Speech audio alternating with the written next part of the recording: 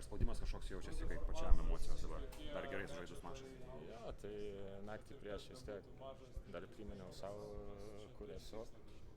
Miegojau gerai, atsikėliau kaip prieš normalias rungtynės, kaip ir visada ta pati rutina, tai nežinau, eini, žaidži už Lietuvą visom jėgom ir tiek. Britai sugebėjo dasivyti dar antram kėliny ir tas trečias kėlinys nebuvo toks jau labai įtikinantis, sakykime, taip čia pirmų rungtynių efektas ar dar kokybė žaidimo stokoja? Jo, tai viskas susideda po truputį, tai manau visiškai normalu. Vis tiek Britai, kaip ir prieš varžybas, visi minėjot, kad greitai bėga, tokie streaky shooteriai galbūt nėra metikai, bet gali pataikyti tuos sunkius metimus, tai truputį gal atsipalaidavom gale, bet paskui išėjom, susitvarkėm tą gynybą.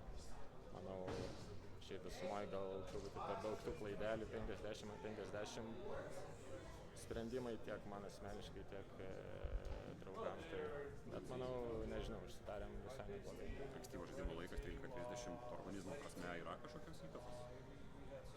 Man asmeniškai nėra.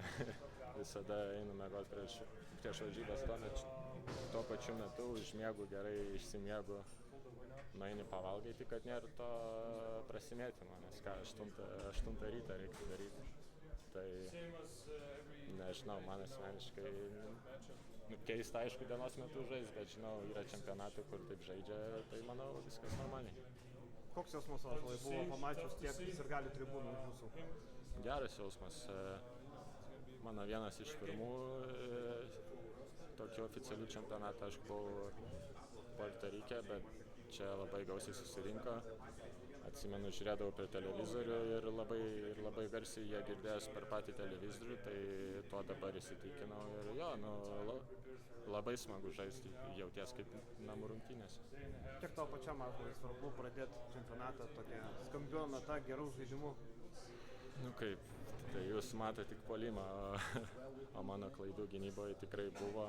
Kai minėjau, pačio sprendimai 50-50, kur pasvert gali nerizikuoti. Tai turiu tą pasitaisyti to puolime, tai nežinau, darau, ką visada dariau. Tai bėgu, stengiuosi išnaudoti tą greitį ir tikrai, nežinau, padarėm gerą skautingą. Jie kartais nelabai mėgsta grįžti į gynybą, tai nežinau, tą stengiausi išnaudoti ir komandos draugai rado mane, tai užsibaigiau ir viskas. O patys Britai buvo kaip tikėjotės, geresni, blogesni ar to ir laukėte?